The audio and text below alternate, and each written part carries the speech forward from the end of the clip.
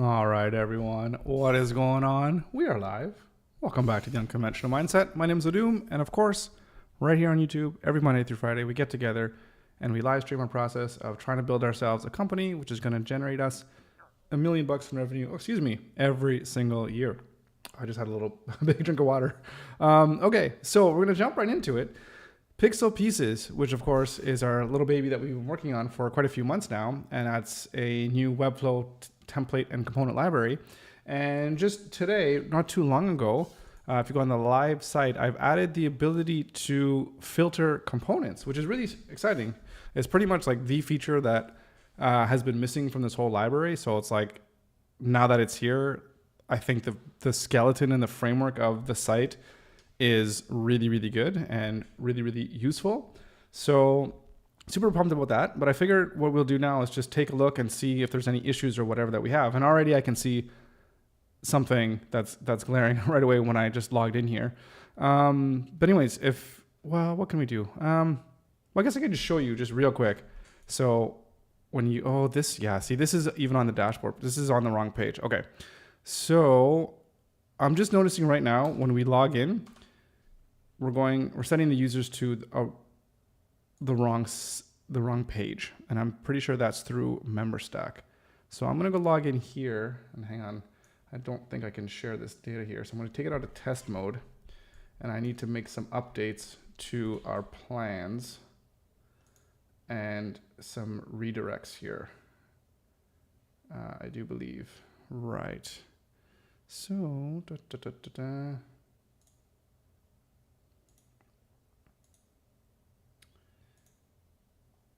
So redirects here, because basically these are going to a dashboard page here on Piixel Pieces, but we need to have the users go on to the components page. So where is that? So we're here in MemberStack, and we want some redirects. So let's just see, Gaticon redirects on login. So they should go to, what page is it? We want them to go to this page here, which is /components. So let's put that in and make sure that that's working well. So /components. I'm gonna copy that and hit save. Actually, we should go, if we go to the default. So this is on components here. So it should be working. Why is it not doing that? Very strange. Because there's nothing on here on these pages, the default. So it's saved. So let me try this again here. I'm gonna refresh, I'm gonna log out, and I'm gonna log back in. Let me just refresh again. Okay, so now it's working on the components page. Maybe there's just an issue with cache or whatever. Okay, let's park this one here. Okay, so here we are, you log in onto the components page. And yeah, so the filter, you just click the filter button, and if you want to, you can sort by the number of columns. So I think that's 1 column, 2 columns. So these sort features are, this is kind of like an and, where it's 1 column, 2 columns, and 3 columns. It'll show all of those ones. Or if we just go to 4 columns, right? So 4, 4, 4, pretty cool. And then with these elements here, the way that it works now, and we could change this, it depends on how you want to set up your CMS filter. So it's basically if it contains like a button here and icons, right? And if it has forms, and if it has an image, and then, okay, there's no search that has all of those things. So I feel like it makes the most sense, because if you're searching for something, say an image, and then like text only, well, there's conflicting things, right? So if it's all images and text only, then I think the search results will get a little bit confusing, or in this case, the filter results will get a little bit confusing. So yeah, so that's it. And then of course, when you select anything, you can see the number of components just changes. Everything is just working really, really nicely. And as far as I know, everything should also be working in terms of going onto the clipboard. So if you just go here, and if we just copy, we can see layout 9 was copied. And if we just take a look at what we got here in the object, layout 9. So everything is working nicely for our filter, which is pretty sweet. Super, super happy about that. Of course, we only have 158 components. Once we have more, I don't know, things will be, it'll be nicer. Anyways, so there's a bug that I know that I saw when I was playing around with this thing. When you have this filter open and then you change the size, it doesn't respond, but everything else does. But once it's at the size of the filter, when it's open, then it just kind of stays there. So like, I mean, so we have to refresh. So it's not, the size isn't dynamic. So I need to find out why that is. So let's head back into here and let's go, this dashboard page should actually be, we're going to save this as draft so we don't need this anymore. And we'll probably set up a redirect as well too, actually. In fact, let's do that right now.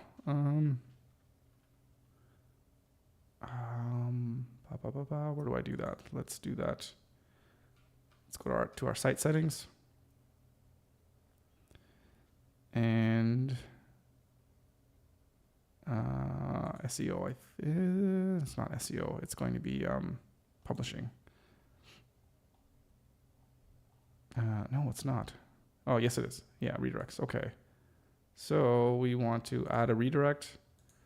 So / dashboard will take you / components. I think that's where we want it. Let's check, look again. Yeah, this is going to dashboard as well. That's annoying.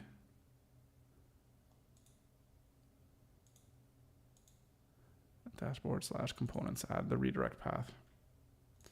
All right, and let's publish that.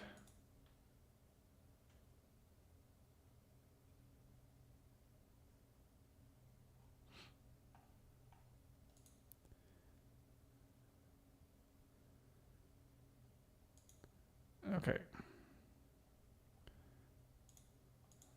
So let's try that again. Pixel pieces.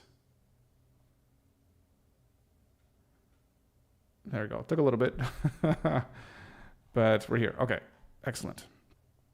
Okay, so let's have a look here. So we have our components here.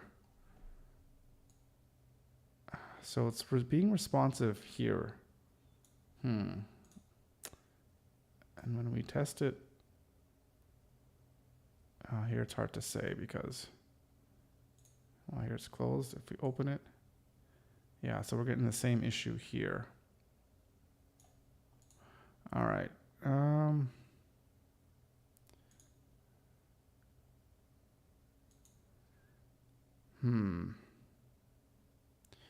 What do we have here for the width? I guess we don't have anything set here. So maybe if we set it to 100%, maybe that'll help. Let's have a quick look here. No, that's still not responding nicely. All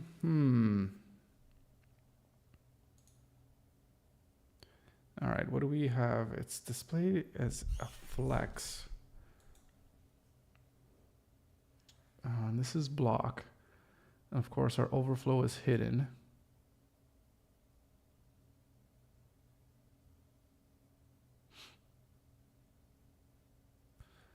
I mean, it has negative margins, but that should be okay. Wait, didn't I just set this to at 100%? Oh, maybe that was this thing here on the inside. Oops. I think we want to set it to this main content area here. All right. All right, if that's at 100%.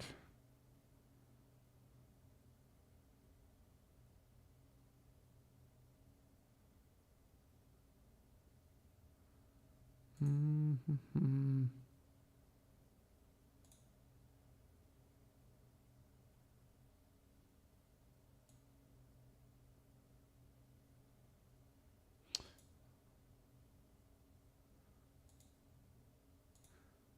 we set that to 0, what do we got?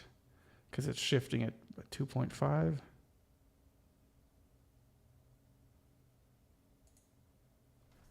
So I think we really want it to go to 5.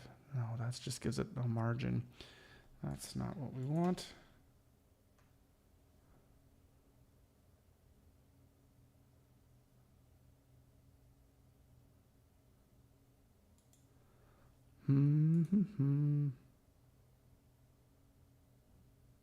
Let's just see if this fixes the problem.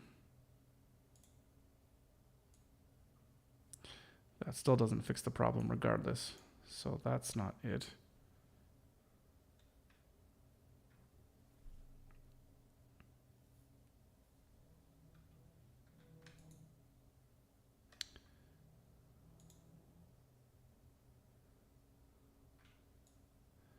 This is actually quite perplexing. What is going on here?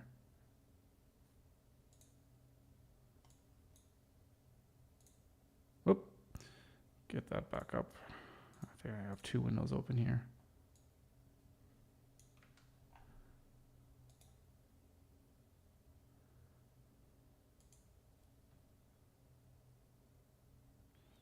Maybe there's something that's causing it to not break.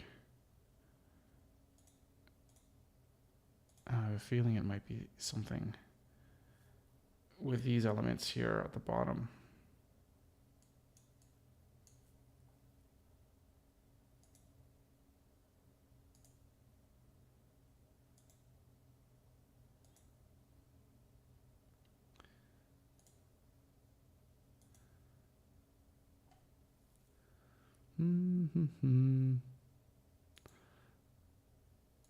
All right.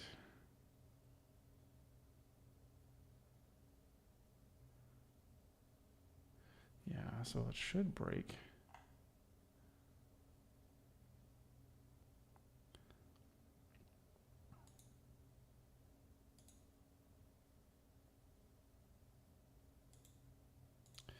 And this wrapper here.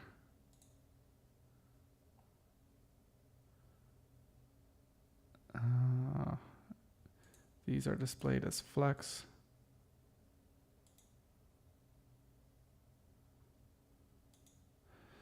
If I instead display it as grid, there's not much of a difference, but I wonder if, let's just see. No, so we still have issues.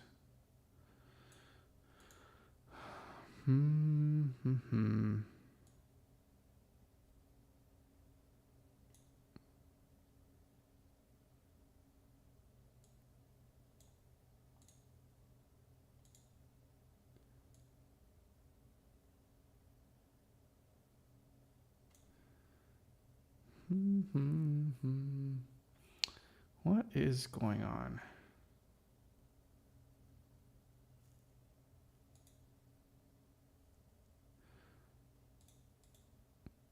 All right.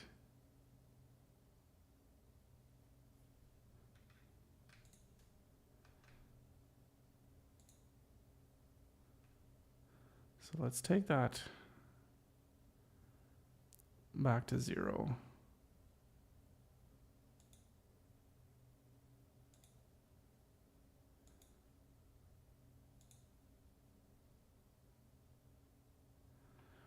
The reason I wanted that at 0 is because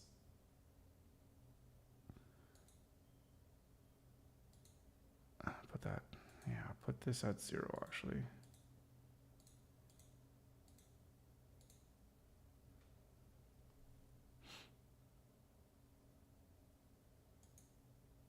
The reason I want it stretched out is because I put a nice border on the bottom.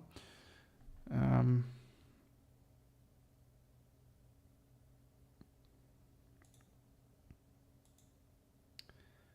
mean, does the overflow have to be hidden? It could be somehow has to do with the interactions that are happening.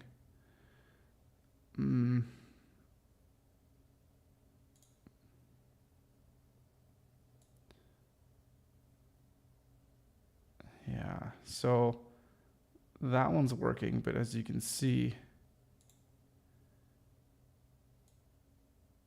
yeah, when it's full, it's weird. You click on it and then it stops being responsive.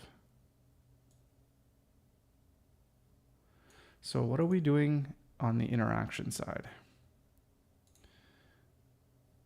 Let's have a look.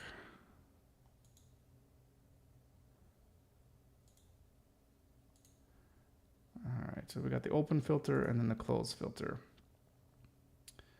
So I think we have a size content here. Height is auto. Width, maybe we have to set this at 100%.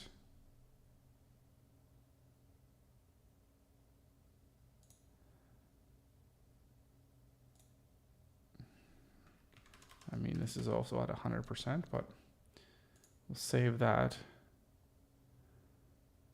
And then we'll get back here, and our overflow, we should still make it hidden. Let's have a look at this. Open the filter. There we go. That seems to be working. Sort of.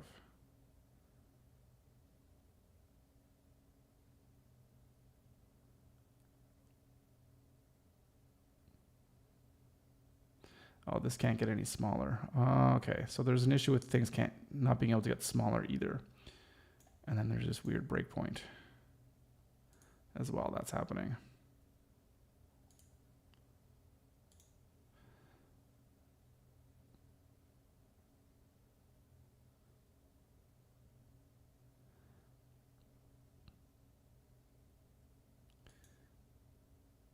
Okay, let's publish this and let's see if we fix that issue.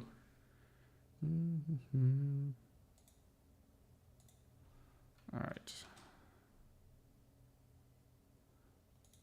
Let's open up our filter. So yeah, now it's doing what it needs to do. Okay. Excellent. All right. That issue is fixed. Oh, but now there's another issue. Look at that, how it goes all the way down and snaps up. And why is it doing that? I think what's happening, it's almost as if this is going the whole width now, and then it's snapping up from where the size is because it gets moved over. Shoot, that's annoying.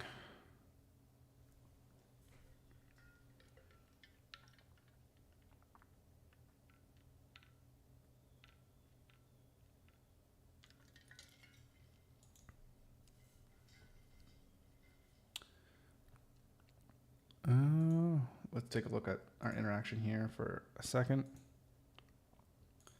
Maybe there's something here on this close filter. And we also want the width to be 100%.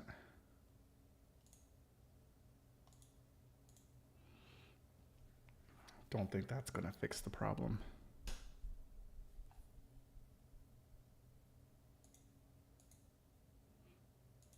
Go on our content here.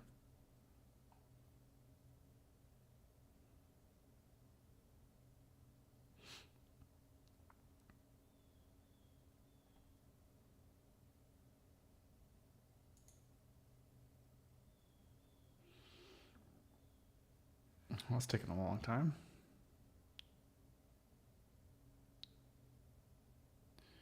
Usually doesn't take this long.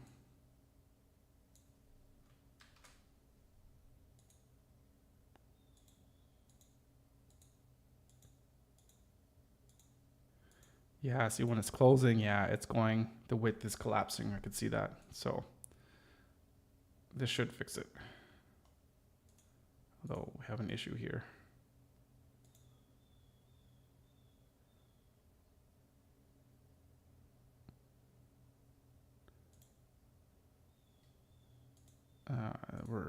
We're frozen.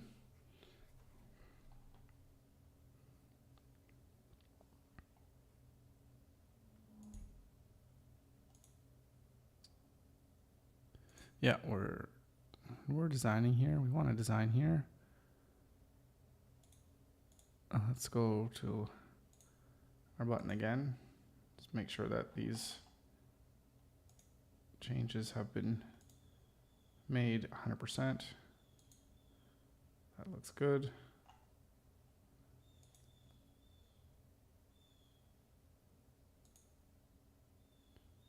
Yeah. Yeah.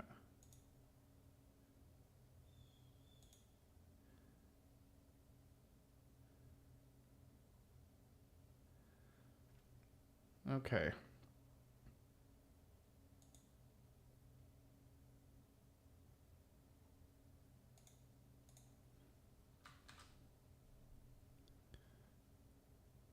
All right. Open, close, open, close. Okay.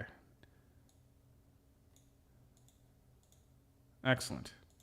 Issue resolved. Perfect.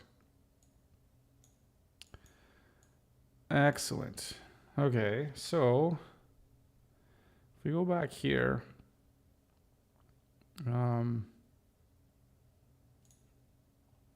mean, again, everything should be working. Let's just copy here. Hero 9, yep.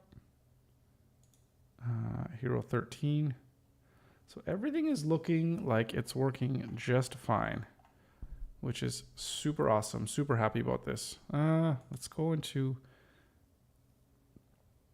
an individual here. And yeah, you scroll down. This is going to be the full width.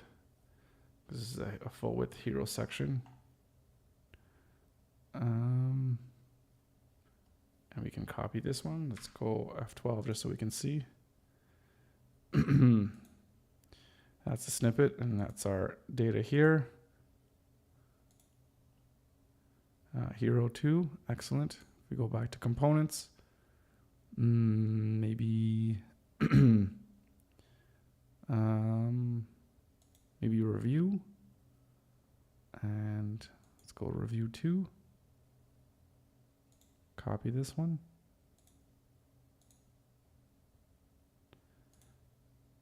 Review 2. Yeah, everything is looking good, looking sharp. And right. So I think what we'll do is, actually we need to go here. We're gonna get rid of all the console logs because we don't really need them.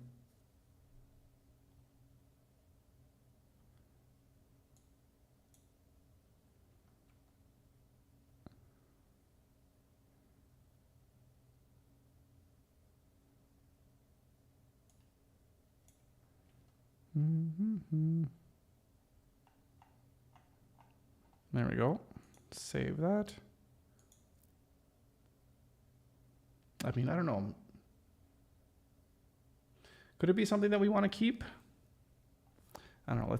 We'll take them off for now, and then if we feel the need to put them back, just so we can see whenever we're doing any other testing, then we can throw them back. Get rid of it there.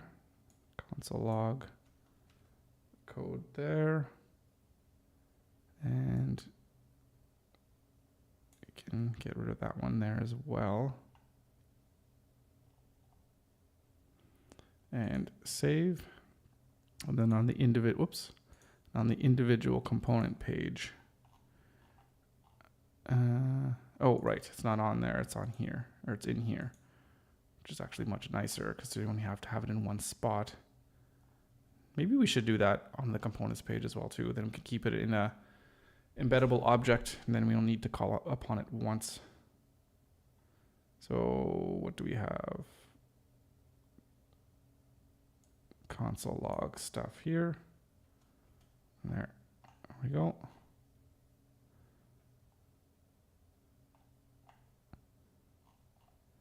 And I'm not sure why I have these in two different scripts, but hey.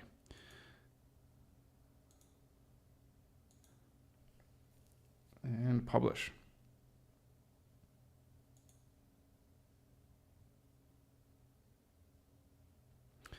What is this header title here?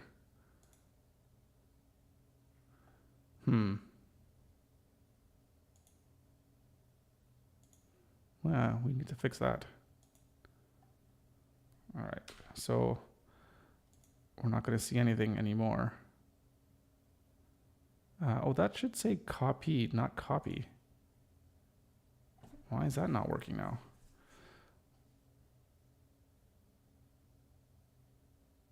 Oh, did I just break something? That says copied. Oh.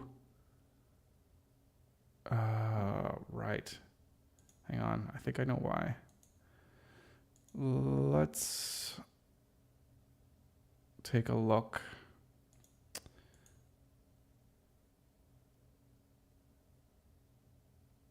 A couple different things. Actually, when we're going here, that's component copied. So that one looks good.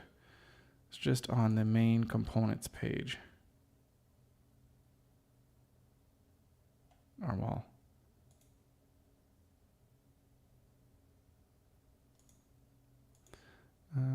just go to components, copied, copy. Okay. It's only when you copy the ones that are on the paid plan. So if we go back here, copy component. There's something with our code here.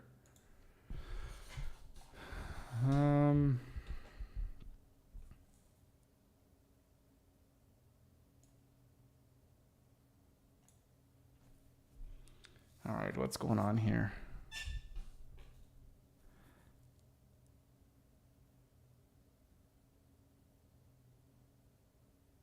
Copy button text. Brochure call to action text.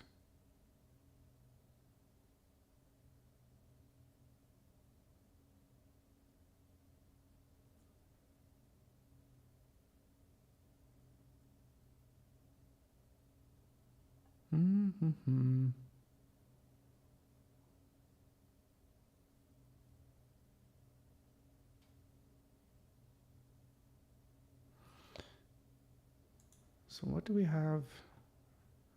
Let's go take a quick look. We have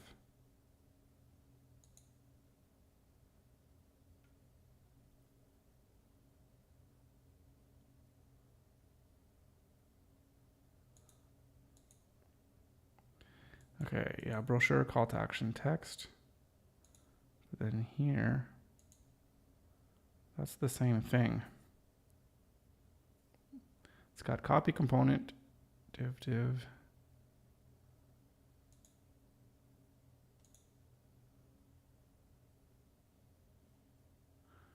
Brochure call to action text.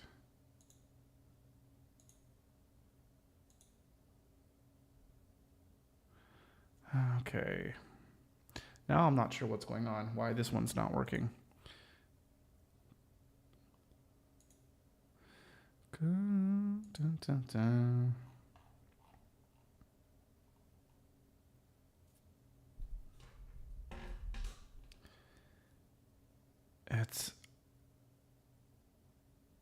It's adding the class correctly, but it's just not adding the text in. And why is that? It's not is it not finding the copy button text? I mean, that's the right class. Okay, you click on the copy component button.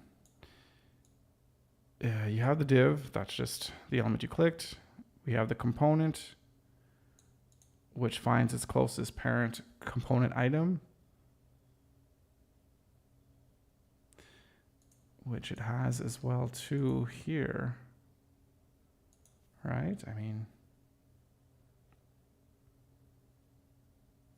Here's the thing. There's two copy buttons, right? Because one is hidden. Okay, so that's the problem.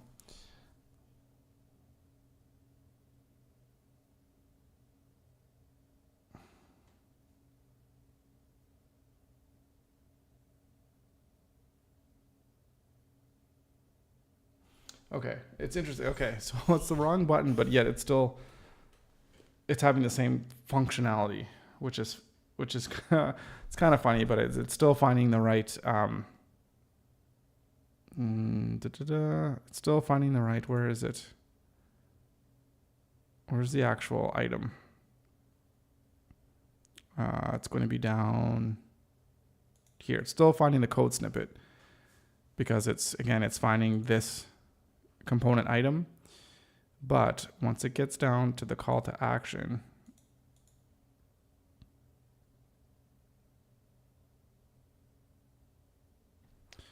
right. So it's got to basically not have this condition invincible, basically. So if we go to this one, because here there's also two buttons. Yeah, okay, so we basically just need to have it. Can we alter our JavaScript code to just, when you query selector so that it doesn't have this, right? Can we do that? I don't know. Let's see. Query selector select with and without a specific class.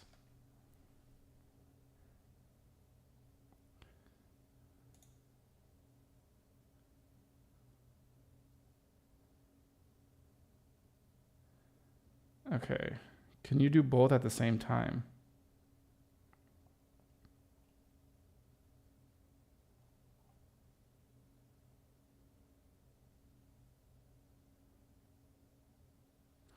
Can we do list? Okay.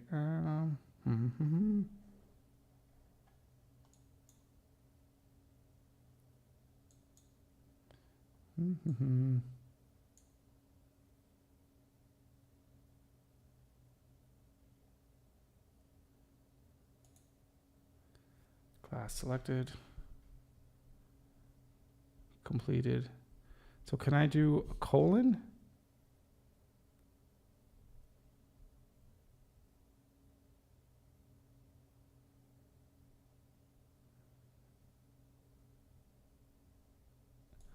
Can I do it?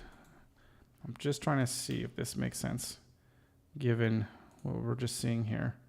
So not a specific class.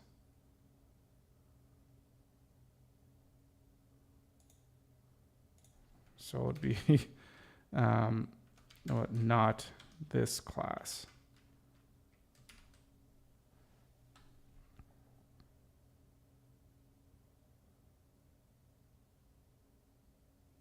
Oh, that's weird. Let's ask chat just for a quick second. I have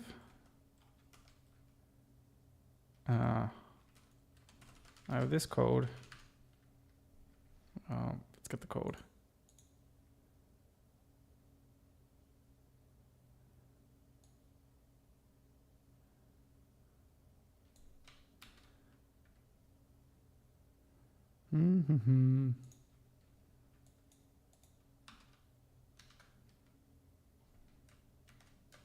This code, but I want it to find the element that also doesn't contain the class dot, class 2.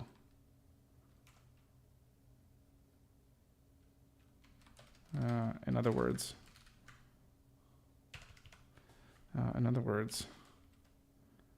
I have a div. I want to not select div class brochure call to action text class 2.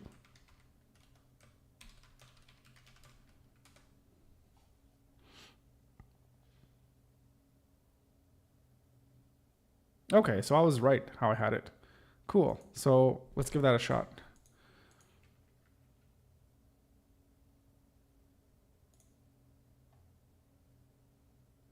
Yeah, I think that looks right. Not class 2. Ooh, not class 2 with the question mark. Yeah, I think.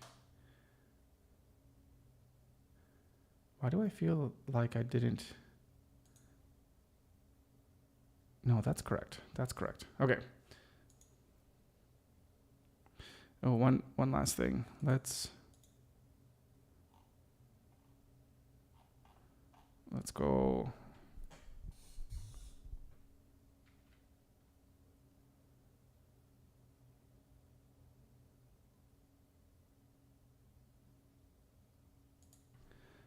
I think we do console.log copy button text. All right. Well, let's give this a try.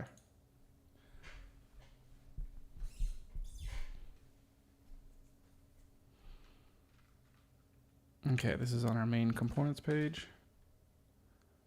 Okay, that's not good.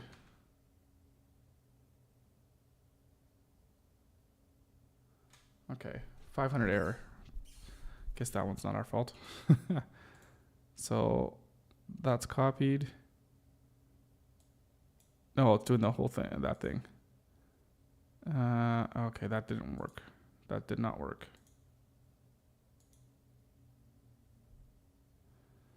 That did not work. Why did that not work?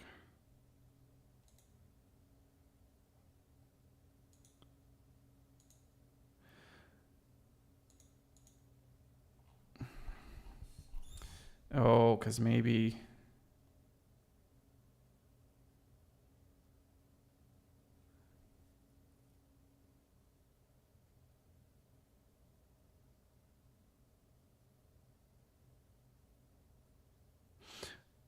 No. This is the wrong thing.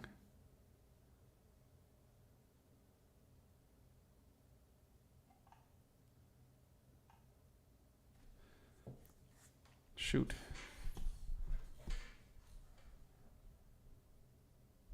Right. It's on the I think it's on the copy component. That's okay. Yeah, I'm messing up. This is the button that's clicked. Copy component. Right. I need to isolate that one. Oh my goodness. Of course, that doesn't make any sense. This is not going to be a thing. So copy component. Oh, can I do this? Not with condition invincible. I think this is what we need. Hopefully this one will work.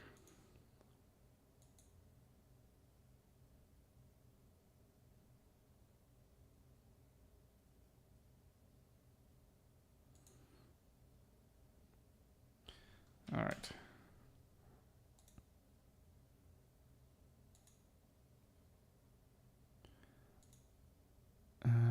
Shit, it's still.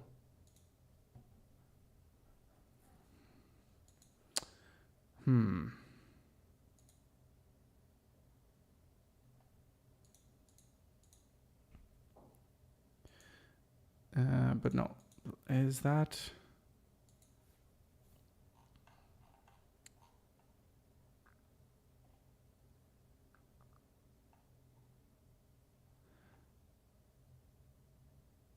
This is not what we want. We want a console anyways.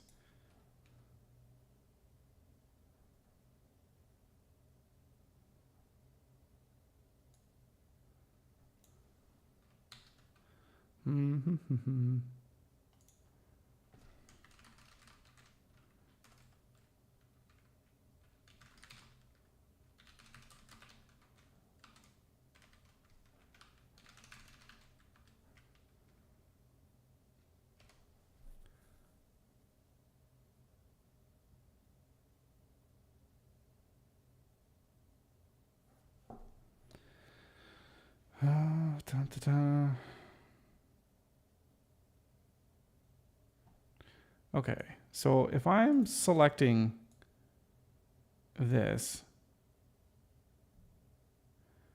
it's finding the component div.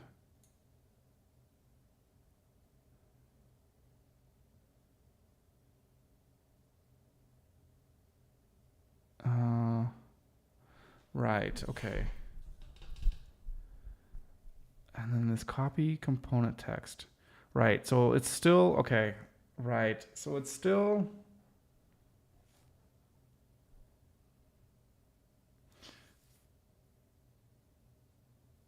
it's finding this component item, which is the div. So it finds that. Right, so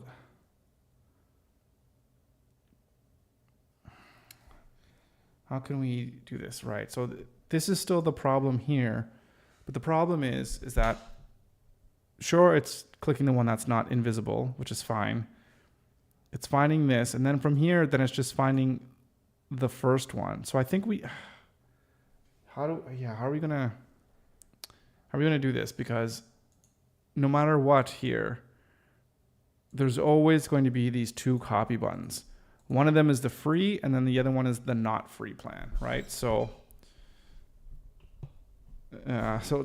basically, if you're on the free plan, you're going to see this button. If you're not on the free plan, if you're on a paid plan, you're going to see this button, because that's going to be this for everything. That's going to be there for it's going to be there on each and every one of those components. So what do we need to do? Because basically what it's doing, it's finding the, I think what I need to do is first find the right button, and then find the call to action within that.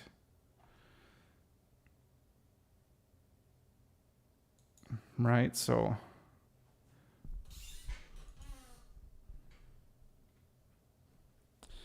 how could we do that? So we'll just say variable copy button equals component query selector I guess copy, well, I guess which is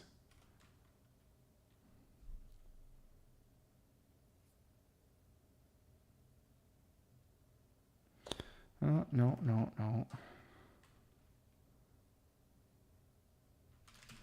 Like, I mean, that's what this is, right?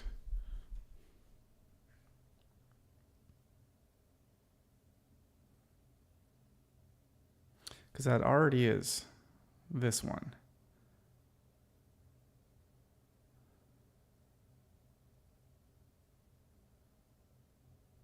So we're already going on to this component.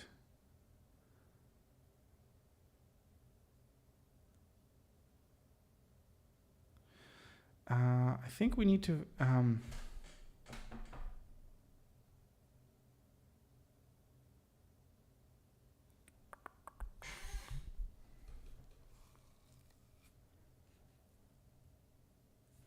so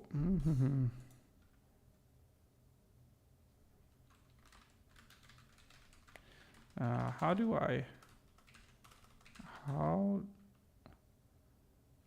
I only search through child items within an element? Does that make sense?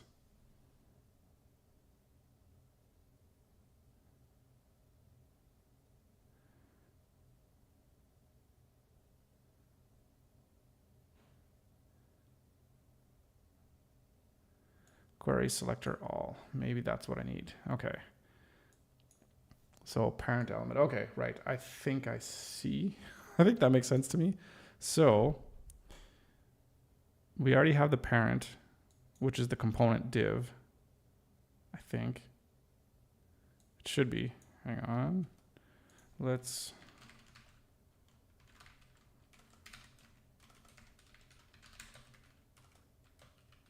Oh, this is where I need a development environment so I can test this out and see what's what. But we'll just do it this way. I think we should have this thing fixed up sooner rather than later. I'll have to go. All right. So if we click on here, right, we get that button, which is exactly what we want. Copy component, right? And this one here, this one's going to be the free ID. Right, and this one as well should be the free, and this one is not free. Okay. Okay, perfect. So we have that. So basically, because now that we're in the button, we just want to go in here and get this. So we just need to modify our code just a little bit. We're going to go in. We're going to go in. Copy button text. I think we're just going to go not into component, but we're going to go into component div.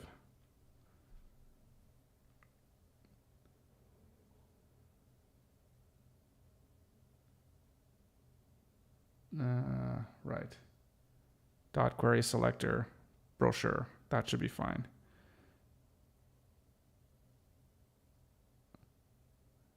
And yeah, and we still need this component item because then we're going to query selector this from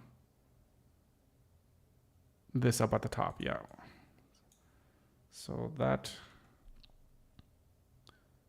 component div.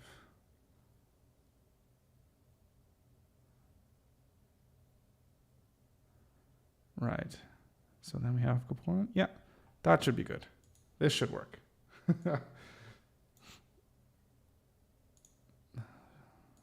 This should now work.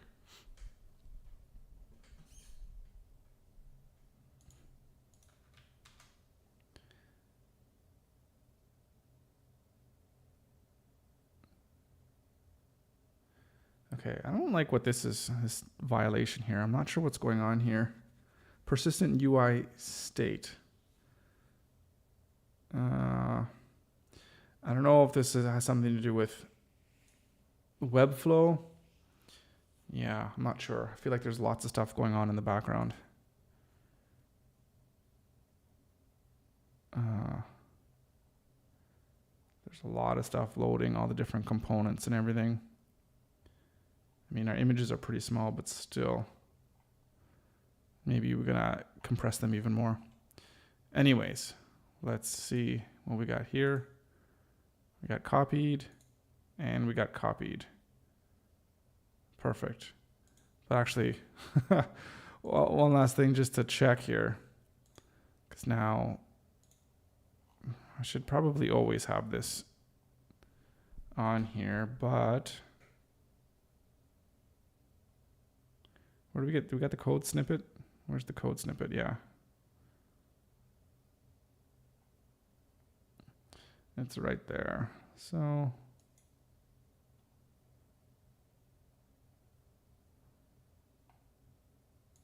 yeah, let's just do it here.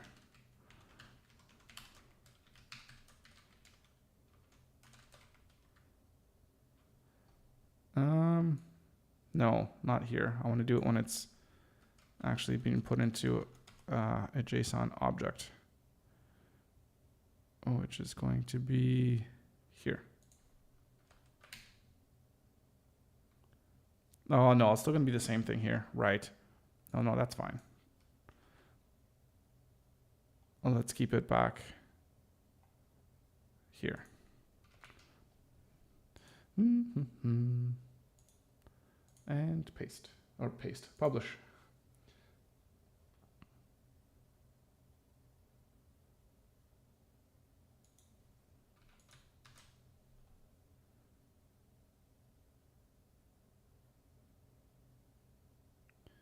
Okay, because yeah, it's loading up all these, still loading up all these components. So let's copy that. Nav basic 2. Excellent. Let's copy hero 10.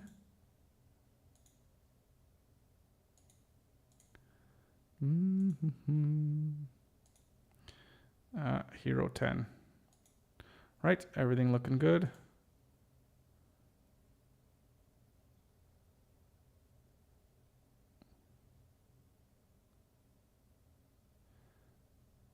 Toggle 2, copy.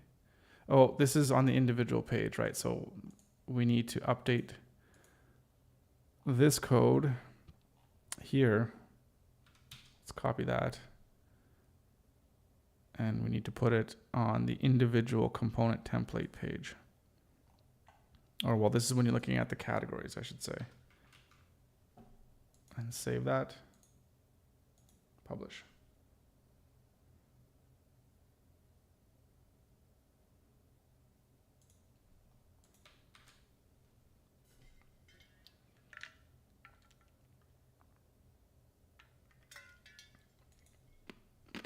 Right, copy toggle 2. Toggle 2 right there in the clipboard. Again, user portal 1.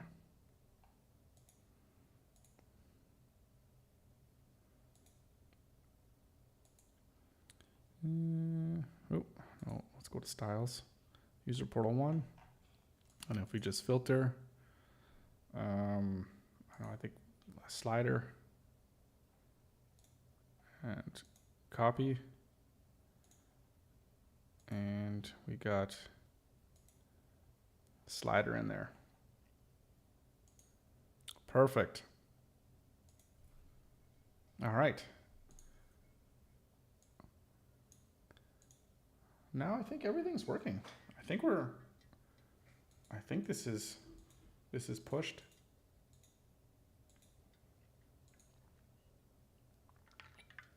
Well, I mean, I know it's pushed, but I think it's good.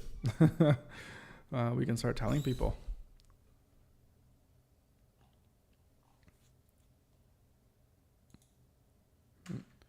Yeah, this is awesome.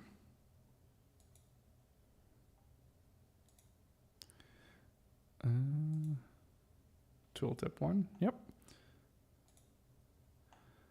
Excellent. So if I don't like this thing here,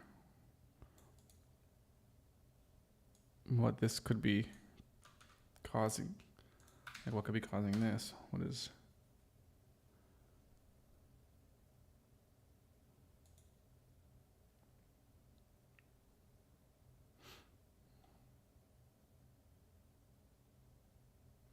I believe it's how my Webflow elements act up. No idea why it's happening. Yeah, so it looks like it's a Webflow thing.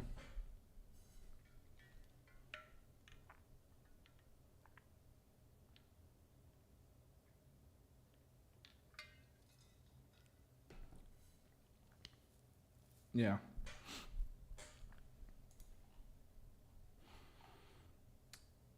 Yeah, I don't know if it's because of the attributes that we're using. I'm not sure. I'm really not sure.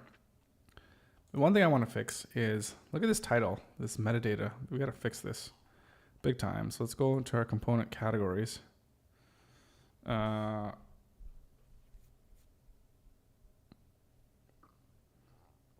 So title tag. I mean, I guess, what do we want?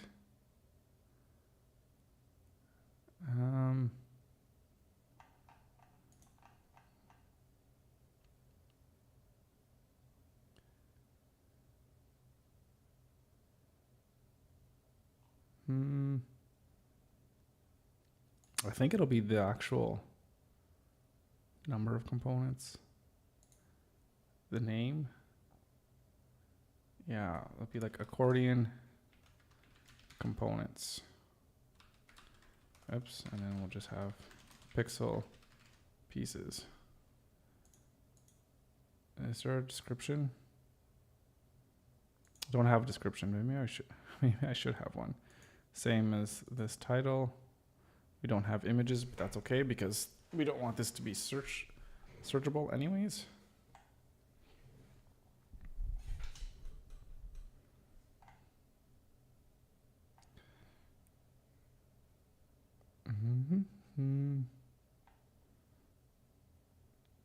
I think we'll save this. I think if we go into the database here, if we go to component categories, what we could have here, we could have a plain text description.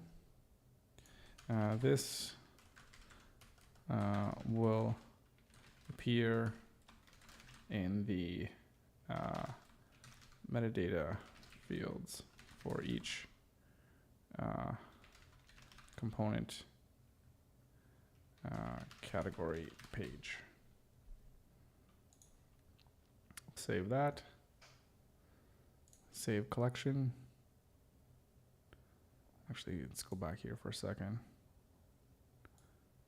Scroll that up. Yeah.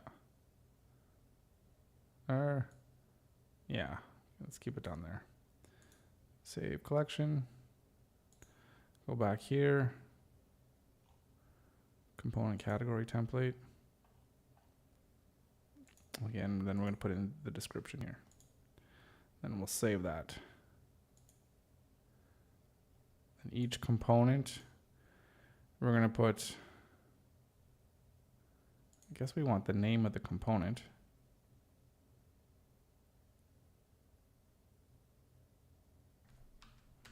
And then like Piixel pieces.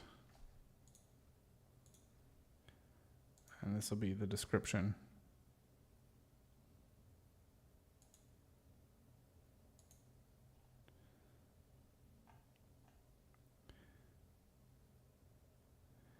I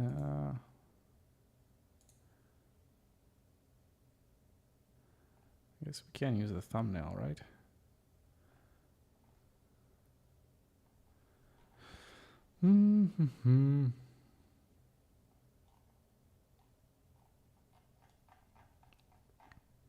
And save that as well. Okay, what other pages? We have templates. So the name of the template,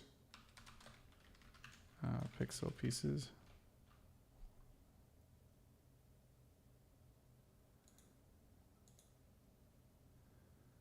No, we don't have a description for templates as well. Okay.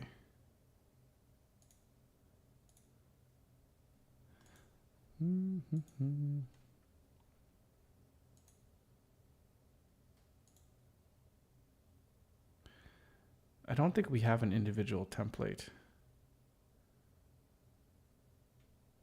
page, do we? So if we go here, no, we don't. So this one here is, okay, so we don't want that to be published.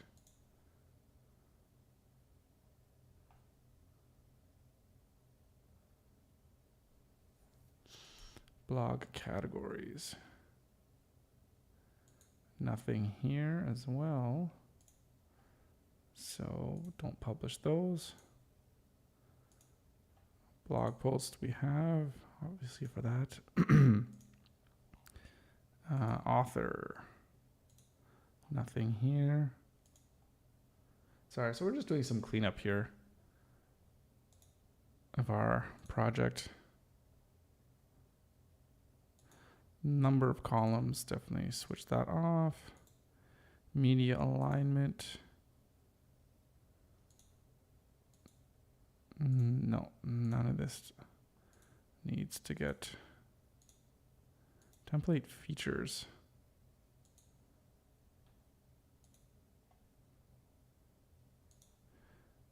And statistics. No, it's not.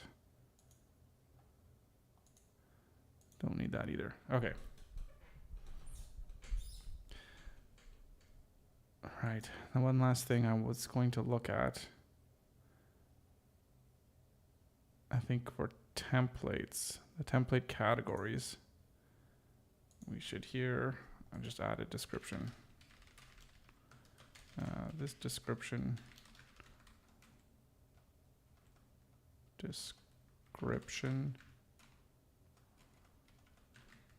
this description will appear in the metadata page for the template category. Something like that. Throw you up here, save. Then when we go to our templates, then we'll throw in the description. I'll save that. Our components.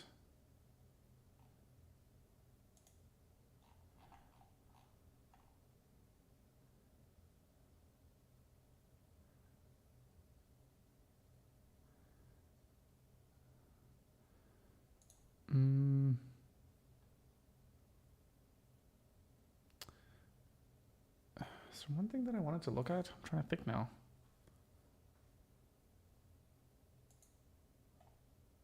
Oh, right. I think if we go.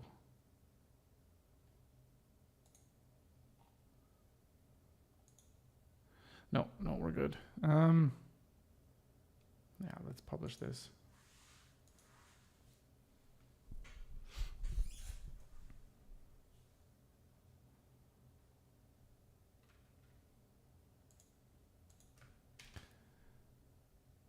And it should be better than 0.1. All right, application UI components. Perfect. That's nice. If we view this page, say benefits 1.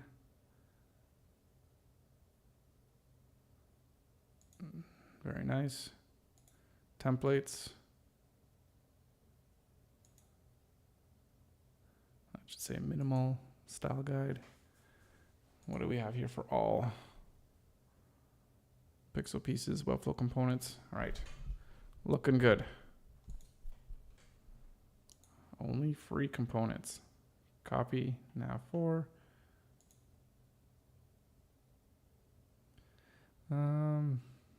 Maybe something with 4 components. Team 3. Copy team 3. What do we got? Team 3. Looking good. Okay. So I think we're pretty, I'm feeling pretty good. I guess we're at the point now of really putting it out there to the community and seeing if we can get people to do some testing to help us out if they want to.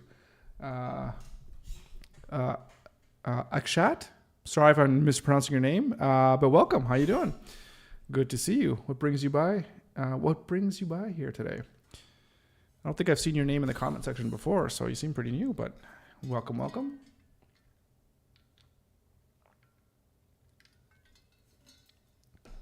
Just been spending the last hour or so just fixing up some of the JavaScript and on our program here, on our application, and getting everything ready. So I think what would be nice, what would be our next steps? I think we'll probably send out a newsletter to all of our members, and then we'll say, hey, we just launched this new feature. You now have the ability to sort through your components, making it pretty easy for you to, design or develop your next Webflow project. Happy building kind of thing, right? So anyways, I'm really liking this because the idea is, if I want to build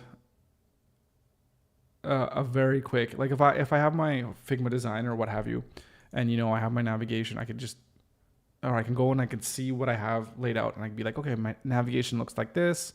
And then if I'm trying to think of like, okay, well, I want to have like a 2-column layout that I know I want to have an image on the left, and then you could go ahead and you could just very quickly find kind of what it is that you're looking for.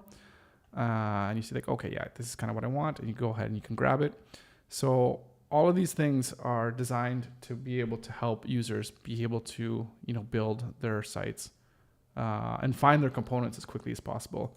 I mean, it's not too bad now because we only have 158 components. Obviously, we're going to be ramping up that in the next coming days and weeks. But, even just going here and scrolling through all of these different things and all these different, like layout sections. It's just going to be a whole lot easier. Now, I have these layouts. So I know some of these here are 2 columns. Did it not show up when I filtered with 2 columns?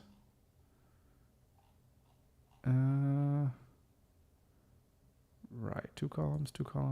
All right, they're right here.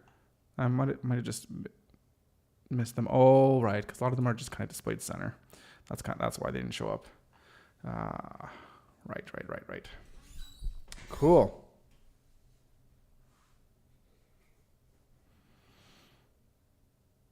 Okay. I'm super pumped. All right, what else do we need to do?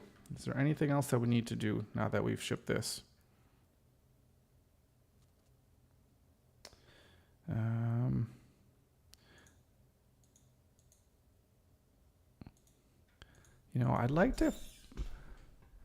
I'd like to put these templates and these components into a dropdown. I think that will be much, much better.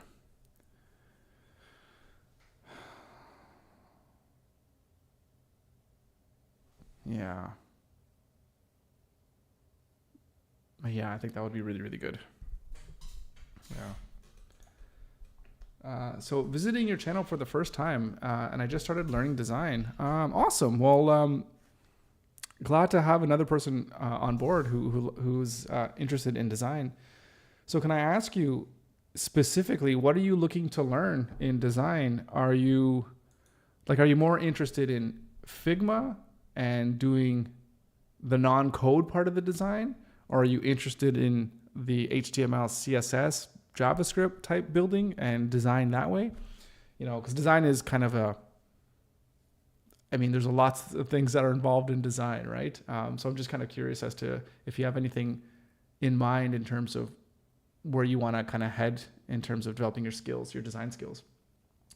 So, but I would love to hear what it is that you're looking to learn, because I'm putting together lots of videos and lots of educational content together, and having firsthand feedback on the things that you want to learn will help me guide what kind of content that I create. So,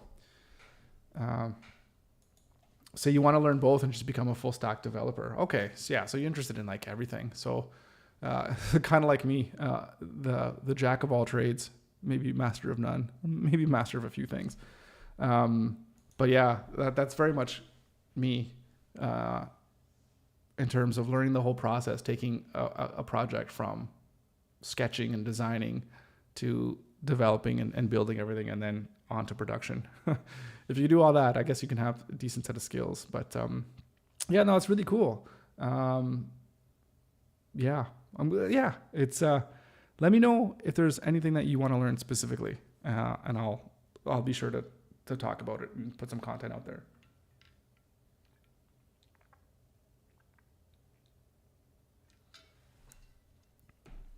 Yeah, because I will say the live stream that I do here every day, it's definitely not geared as any kind of tutorial type thing. It's just me more just getting to work and just doing things.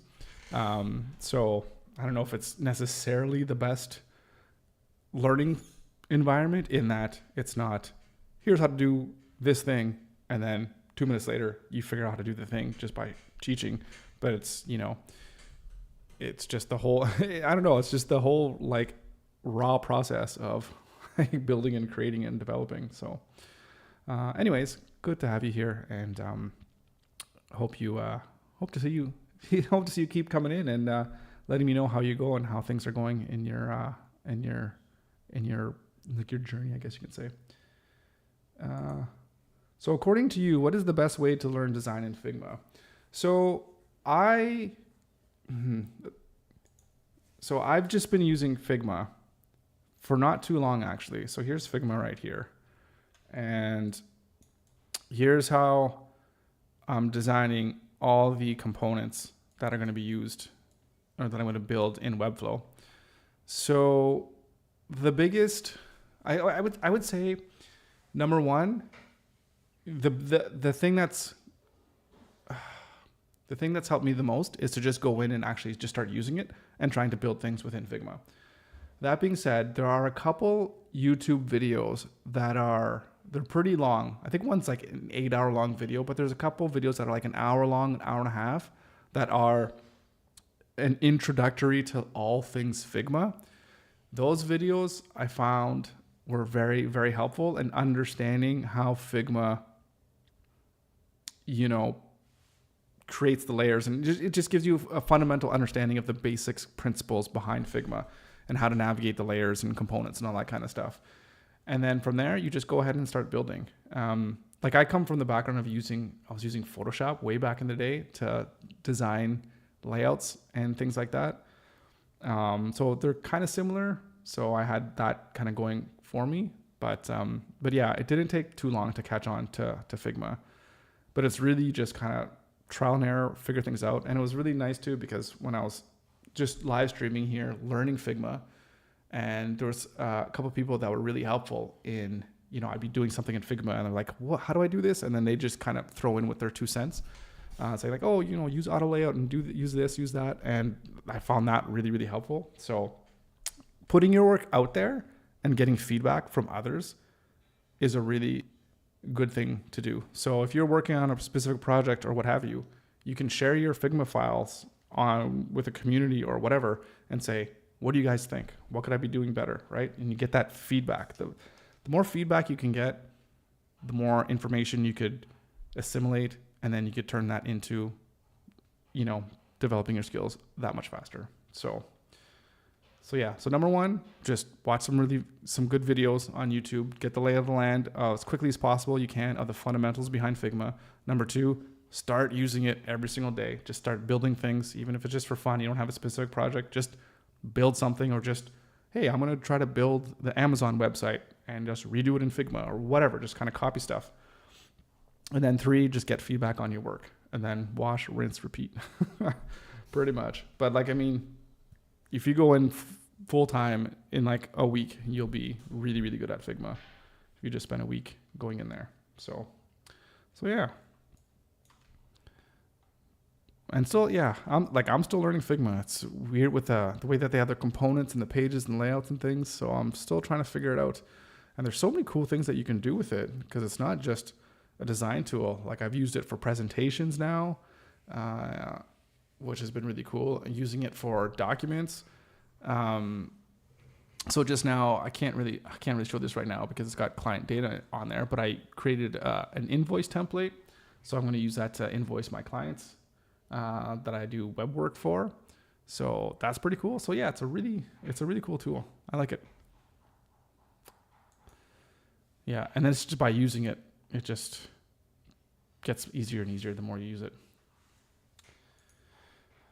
Yeah, it's really going to help you a lot. Yeah, no, I appreciate it. I mean, that's I just love helping. That's kind of what I'm here to do. So, and again, if you ever want someone you want to reach out to connect and share your work with and get some feedback, then by all means, just reach out to me.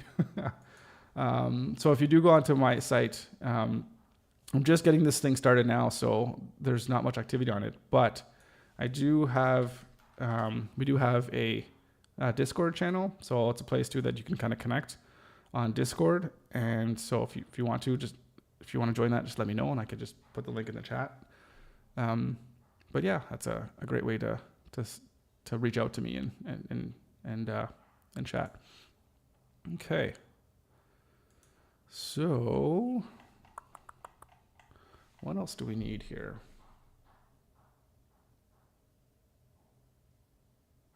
And yeah, over the next couple of days too, I might even be jumping into Figma as well to just start designing some more components because we want to hit 250 components by next week.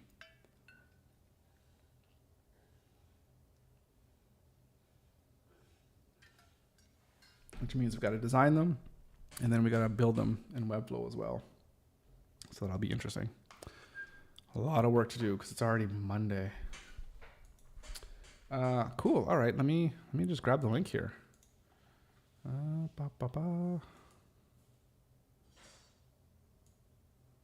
think that's it. Let me just fire this up as well too. I should always have this open anyways. All right. I think I could post that. All right, there we go. I got that link there in the chat, so hopefully that works. No, it should work.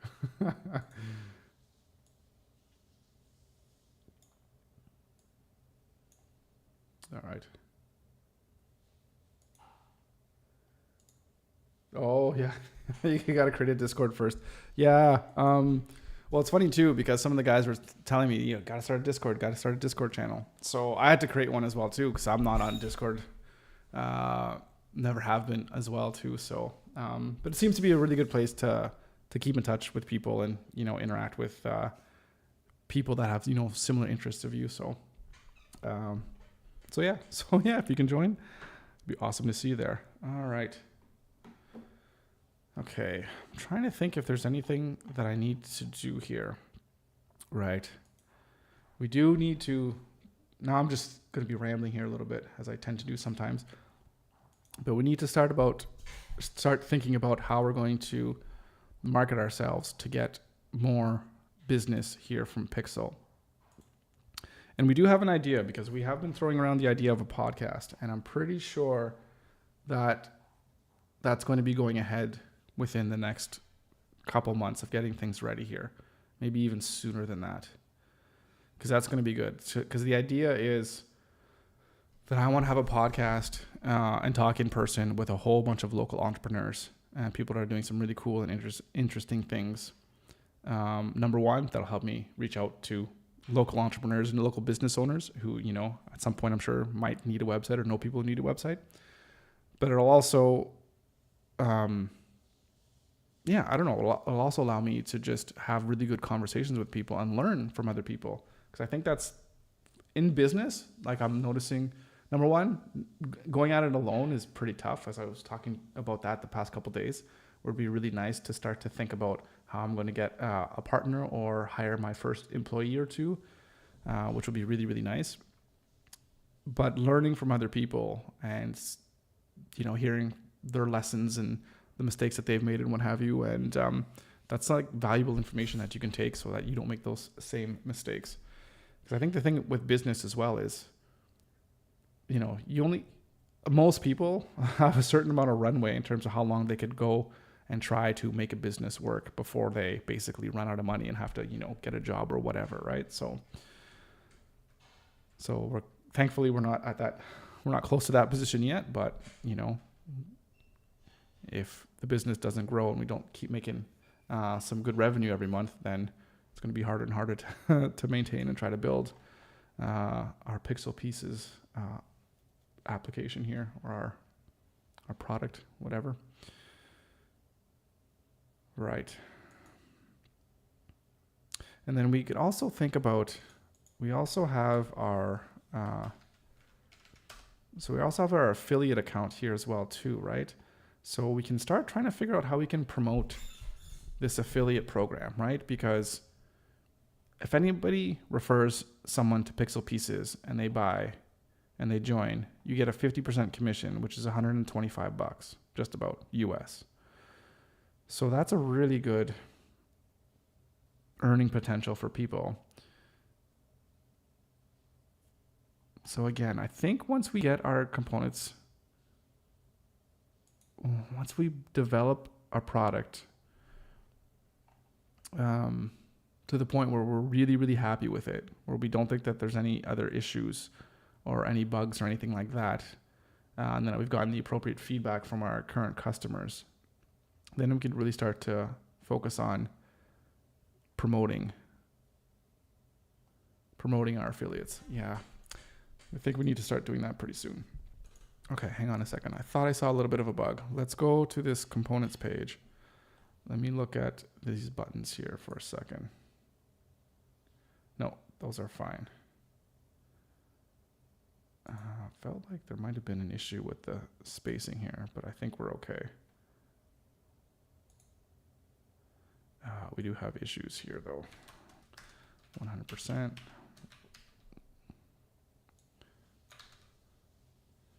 A lot of just cleaning up. 100%. 100%.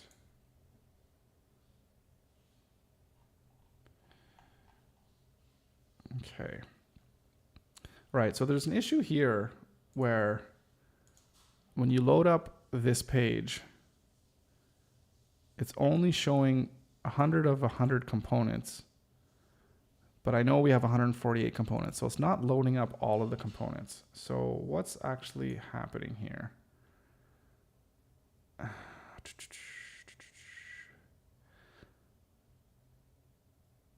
So filter. Let's look at an attribute here.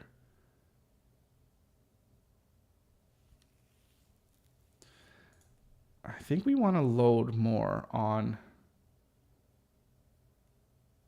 scroll. So I think that's the problem here. It's showing, yeah. Let's see what we can do here with load. I don't think I've actually used this. Let's see. Okay, collection list. It is required that native Webflow pagination is enabled for your collection list. This can be done in the settings of the collection list. Okay. Let's see what we get with this. So we already have CMS filter element list. Okay, that's for us for filtering, which is fine. But let's see, we want to get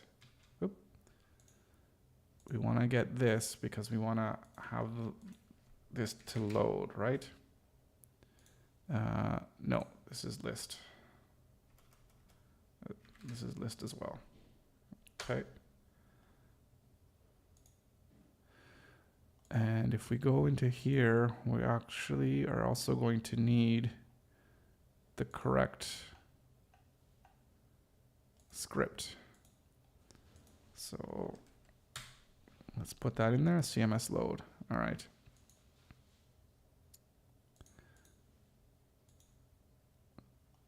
So we have that.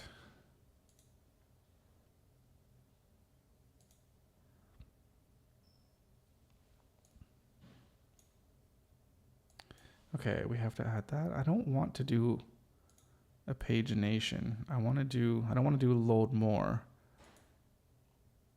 I don't know if we want to render all.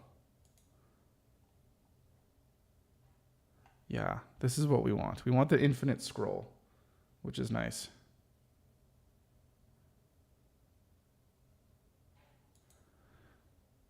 And we'll go here. Paste. And, oh, hang on. Infinite.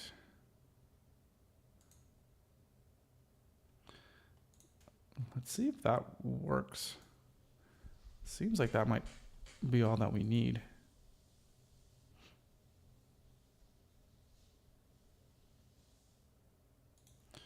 All right.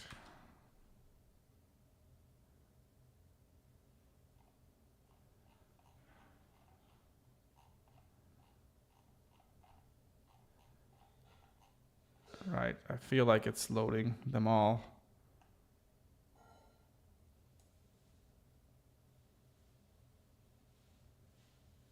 Not quite.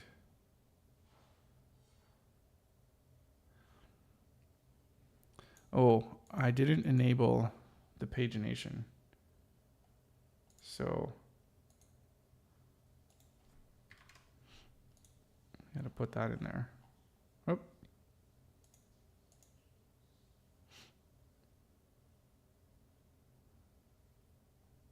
So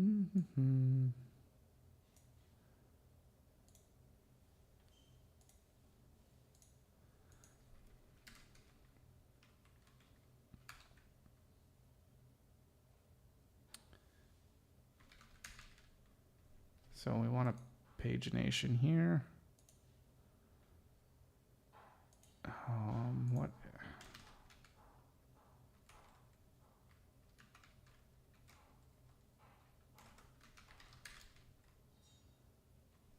I think it's just pagination link.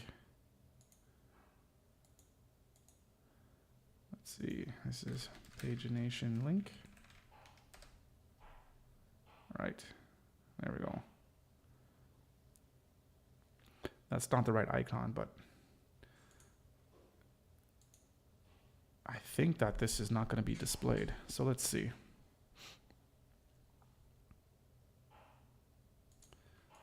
Let's refresh.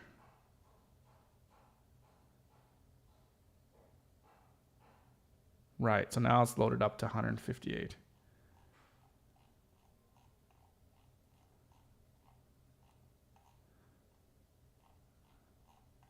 Although it's not really infinite scroll. Oh, there's...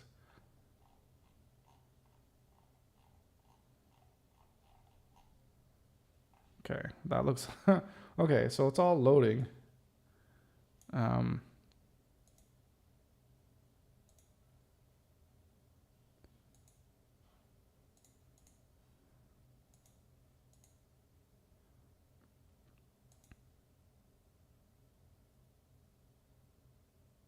Okay, that looks good.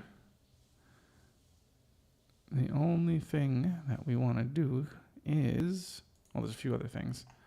Let's go here.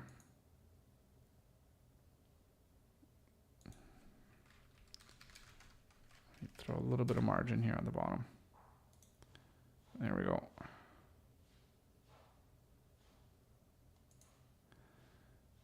And this checkbox, I think I would love if we can go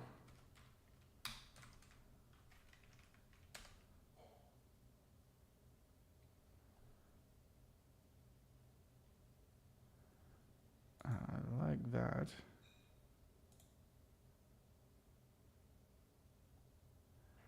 And then we go F checkbox label. And then F underscore.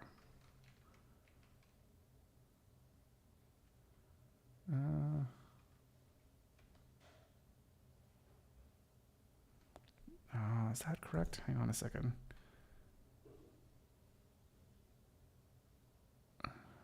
Yeah, let's go on to this components page. Yes, it's F checkbox field. Okay. If we go back to components.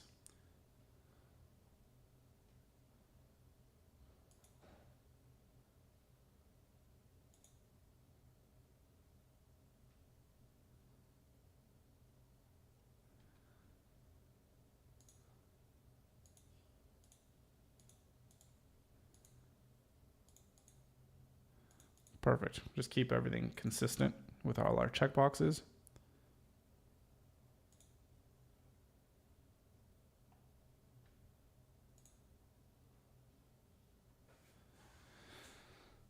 And I think we need to do the same thing on the templates page. So margin bottom here, and then we'll just do some updating here. F checkbox field.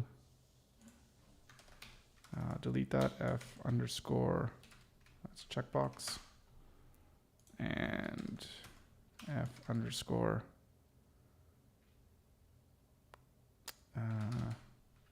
checkbox label. Excellent. Bro, you have built many projects. So do you have any good ideas to create major projects for university or for learning purposes? So, okay, let me see if I understand this question correctly. Do you have any good ideas to create major projects for universities or for learning purposes? So, like, I don't know if you mean create something that is going to be sold to universities, or do you just mean something that I can build for educational purposes? I guess what I can tell you that I'm working on right now, again, sorry if this doesn't really answer your question, is my whole one company, I guess, is just called Piixel. And what I do right now is I just have my clients that I just build websites for them, whatever, no big deal with that. But what I'm doing with Piixel Pieces and as well with kind of Piixel is I want to create an educational platform which will help people go from no skills to being able to create their own income, generate their own revenue, create their own business around building websites and doing design work for other people. So that's the big thing that I'm building right now is basically I want to turn Piixel into this all encompassing kind of educational platform where you can learn how to become like a web professional. So that's what I'm doing. So I guess it's educational purposes in that people will come to Piixel to get educated and learn about, building websites and design and all that kind of stuff. Which is why it's perfect, which is why I love that you're here, and, meeting you here today, because I would love to hear from you in terms of what it is that you're looking for specifically to learn and how do you like to learn? Like what would be the best avenue for you to get educated on the things that you want to learn about? So I can build for it. Like, are you looking to build something for educations or for universities? And the reason I ask about universities is, because I've been in and out of academia for over 20 years now, so I'm pretty familiar with how they work and their processes and stuff like that. So I'd be very interested in what exactly it is that you'd want to build and that you're looking for. Okay. So, did I push this? I need to push this, I think. Let's push this to production, and then we should be able to see our updates.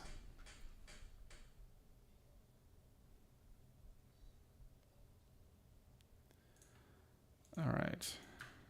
Let's refresh. All right. All right, looks much nicer. Just the more custom checkboxes. I like. Reset that, and if we go to our templates that we have here, there's only two things, two categories here, but that's fine. Okay, so you are pursuing an undergraduate work. So you have to submit a project. So that's what you're asking for. Okay, I see. So what's your major? Or more specifically, what course is this? Like what class? Then I might be able to give you an idea or two.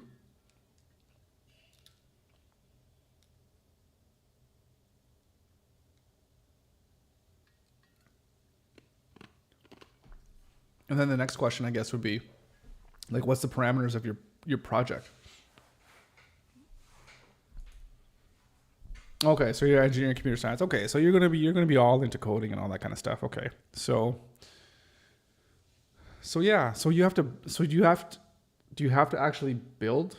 Like, what do you have to build? And like, what's the project? And like, is it like, what's the point? It's like to demonstrate I'm sure it's trying to demonstrate some type of coding ability or designing some kind of, like, I don't know. I need more information. But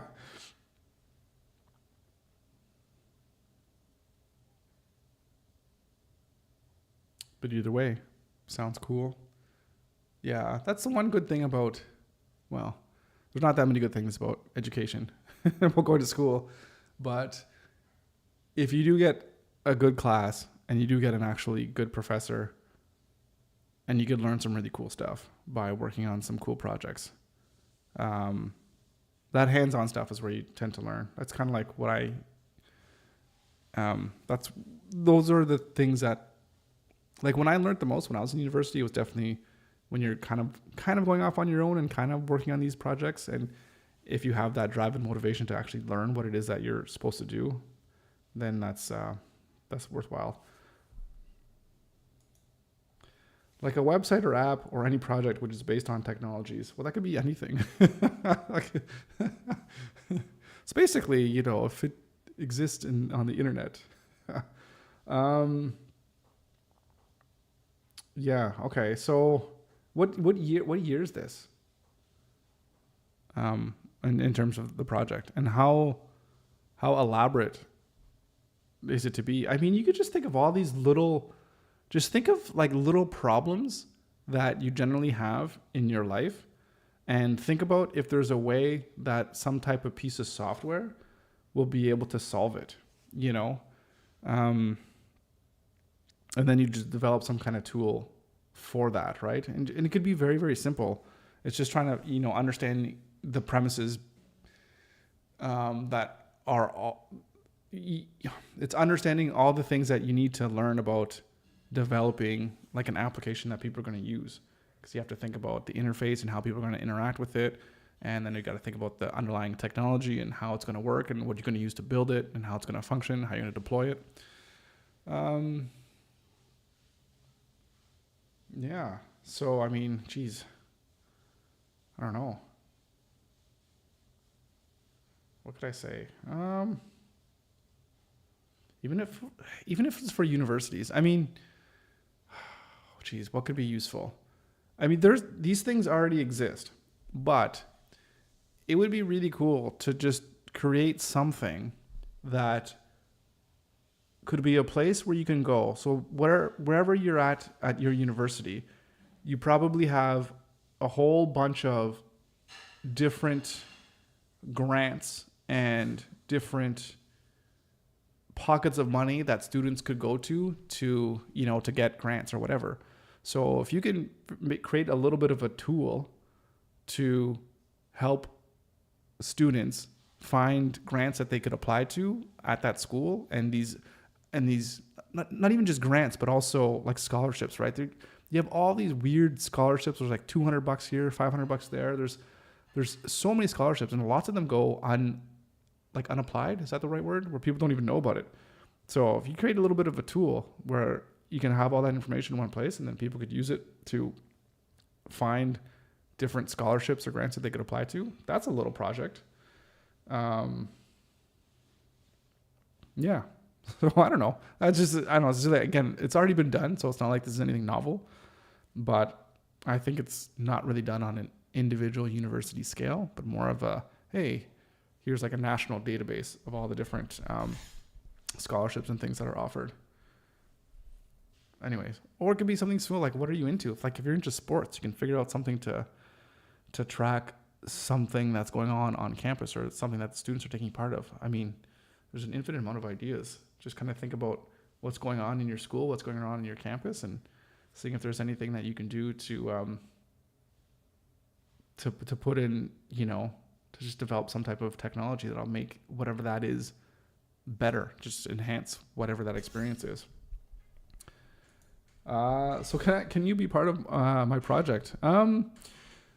Well, I mean, the way I work right now is I pretty much work alone. But what I am going to be doing is I am going to be, at some point, I don't know when, I am going to be looking to hire on my first employee. I'm not sure exactly what skills or qualifications I'm going to be looking for in that person. It kind of depends on how things are going to evolve in the next couple months here in terms of the direction I'm going to go. So, and when that happens, I'm definitely going to be putting out a call out for people to get in touch and say like, hey, well, I'm looking for somebody. So what I would say and recommend is like, just stay tuned. So, whether you're following this channel or you're on Discord or whatever, just kind of stay tuned, and I will definitely be putting the call out for when I am looking for people to come help me join on the projects that I'm making. Because I have so many different projects that I want to make, way beyond what I even talk about here on this live stream. So, and I think they're going to be super awesome. Oh, there's this one I have. Yeah, I think it's going to be amazing, amazing, amazing. But I have to wait one thing at a time, and we'll get there eventually. It's gonna be really cool. It's gonna be exciting. So yeah, always gonna be looking for good people. So just stay tuned. Mm-hmm.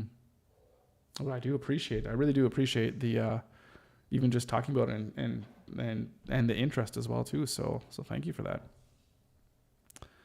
Okay. So we got category, we got components, templates. And when you hit copy, because you want to copy this, I think this will take you to, this is where you can go proceed to pay. So we don't want to do that because, let's fix this button here. This button is out of alignment. All these little things. Okay. I think that was the all access page. Yes. So let's take a look. What's going on here with this button? Right. I think we got to go 0.375. Right, because we changed the font and the font changed the height of everything here. So there we go. That button is much better. Okay, so all access, forever free, and the login page. Everything looks good. Forgot password. Reset password. There's no go back home for this one, or success. Yeah, because these ones you get these if you get through the email if you forgot your password. Okay. All right. Let's publish that again.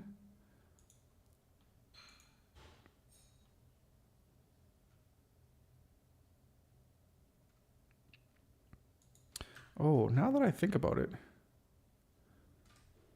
500 error. I don't like that.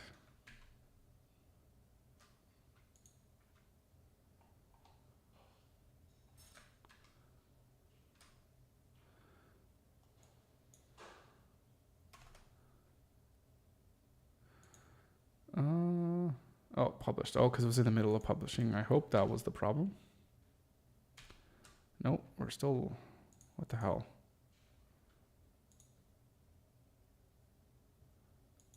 Mm-hmm.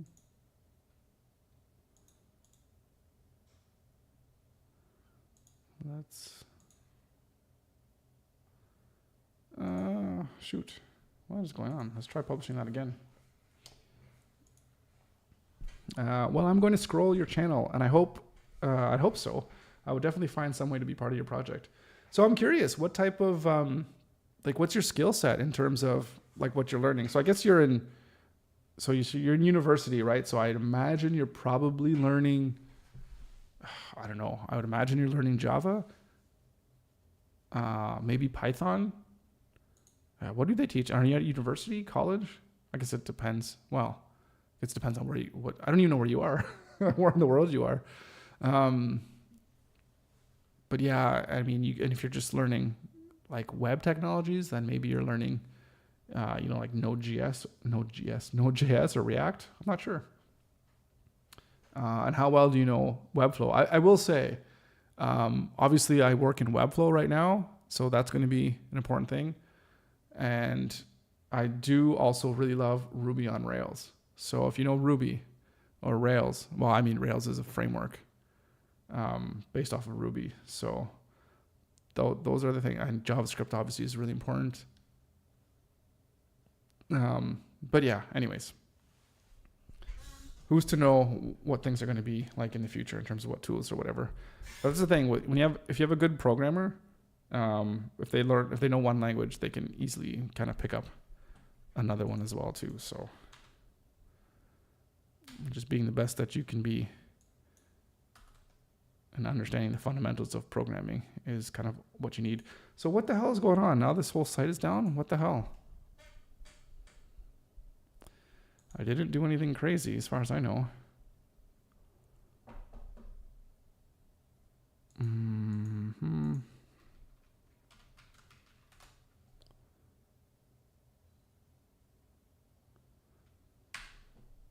Okay, is there something going on?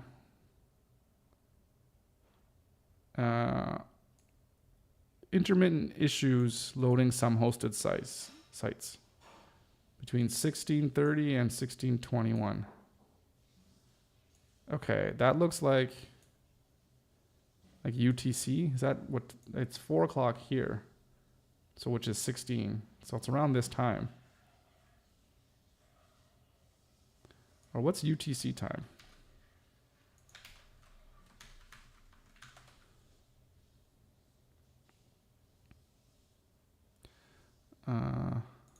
So it's 16. So that was, okay. So if 16, that's, that's 3 hours, 7. So yeah, that would be like 4:21 my time.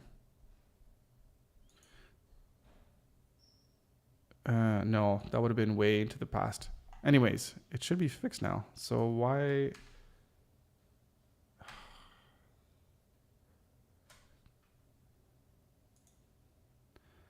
Internal server error. Well, is Piixel down? Piixel's not down.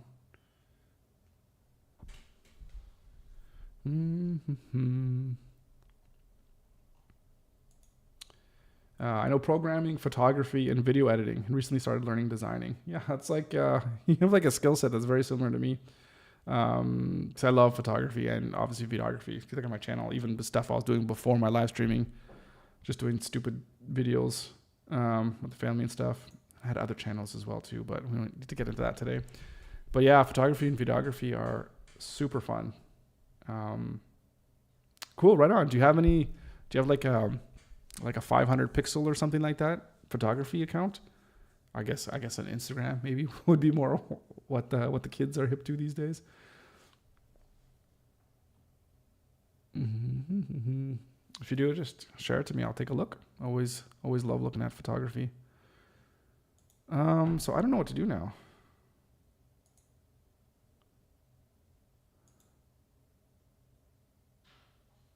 And is it just on like this browser? If I go on Chrome, am I going to have the same issue? No, same issue. Shit. I don't know what to do. I don't think there's anything here that I changed that screwed up anything. If I look at any backups,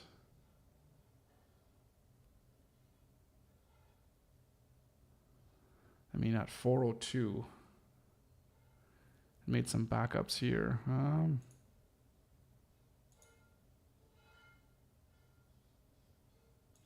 No, I mean I didn't change anything. I don't think that should.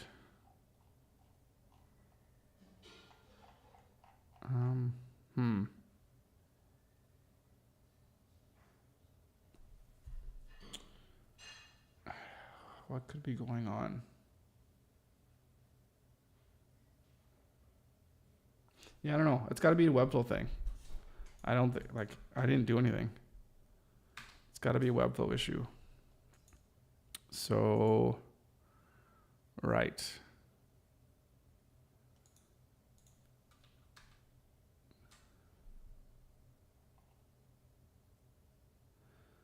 Okay. It's saying it's been resolved, but I don't think it has.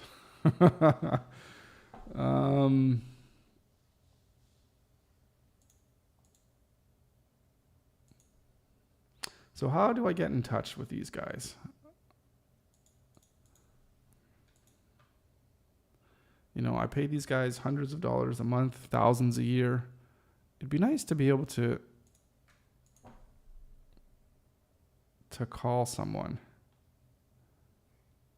Account.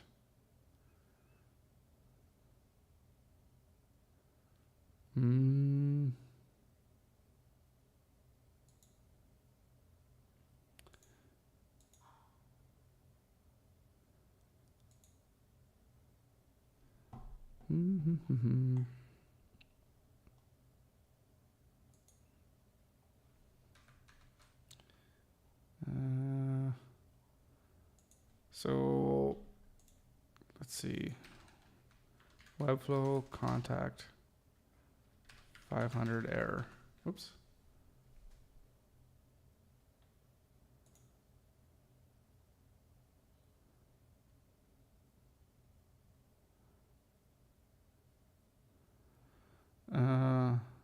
There's an incident in progress. AWS is down. Yeah, I mean.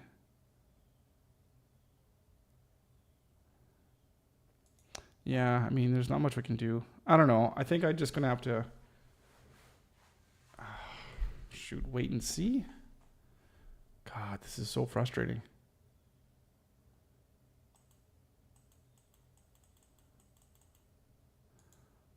That's so frustrating. If I go here,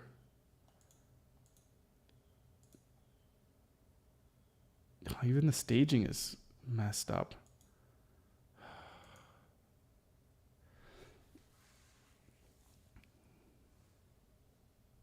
I know sometimes there's issues when the collections are loading, and if there's too many collection items, then that could be an issue. But we're at 50. What if I mean, if I go back here, no, I mean, this is at 50. And what do we do here? We have our FS load. We have infinite scroll.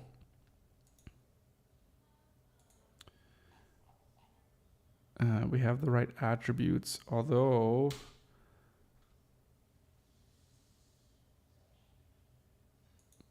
do we have it in templates?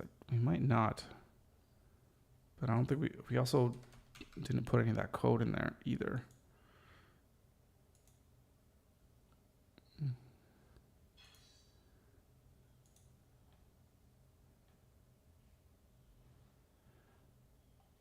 Because there's just two of them.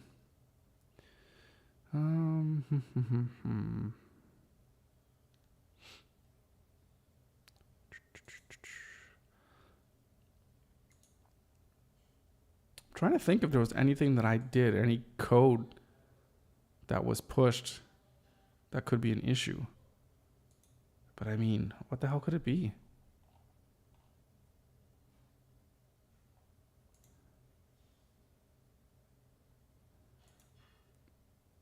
I mean, I was going around on these pages. I just updated some styling on here.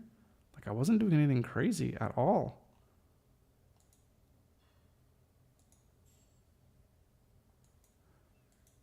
This is where I'm like, am I going crazy?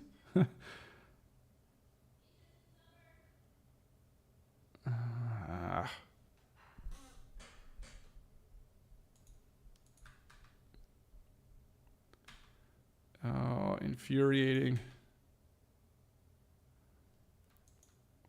But it's a little bit concerning that only... Okay, so this site's down too. So that makes me feel a little bit better knowing that this Piixel site is now down, or part of it. And it looks like it's like the blog is down. Is it just pages? That's weird. Just pages that have a collection item, because I know this has a collection item. So maybe it has to do with that. But that being said, I know the Piixel pieces.ca homepage doesn't have a collection item, but you know, it's still 500ing.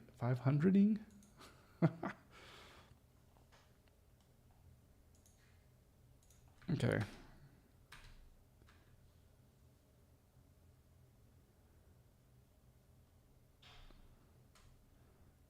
All right.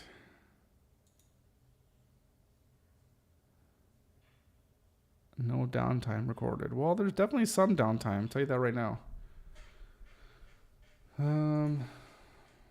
Yeah, I don't know what to do.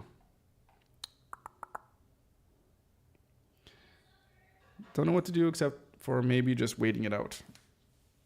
Yeah, I think that's the best bet. Because what else am I supposed to do? I'm getting a 500. I can't do anything. It's like my hands are tied behind my back. There's nothing I can do. Okay. Well, anyways, we did get our new feature, our new functionality published, and we got that shipped out, which I'm super happy about. Now that people can filter through the components, all we need to do is increase the number of components that we have and get it to a number that seems a little more respectable, 250, 300, 350, and start promoting the shit out of it and doing a whole bunch of marketing and getting people on board. So that's the goal. That's what we're going to be working on. Yeah, that's it. A shitty way to end the stream, but I guess, I don't know. What can you do? Webflow's down. Nobody to call. Nobody to talk to. I mean, you give them like what, $7,000 for the year. You think the least that they can do is have a number that I can call, for all that kind of cash that I'm giving them. But I don't know. It is what it is, I guess. All right. So I'm gonna end it here for today. So that's it for me. So Akshat, I'm sorry if I'm not pronouncing that correctly. Please. Please let me know if I did butcher it.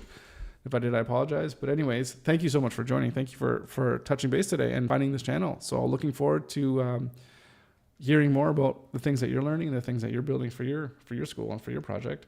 And let's stay in touch and let's keep working together and keep building and keep growing. All right, guys, that's it for me. Thank you so much for joining. Thank you for watching. Thanks for everyone subscribing and liking the videos. Super appreciate all that support. It means a lot to me. Thank you very much. And as always, we'll be back here again tomorrow for a brand new stream. All right, guys, have a good one.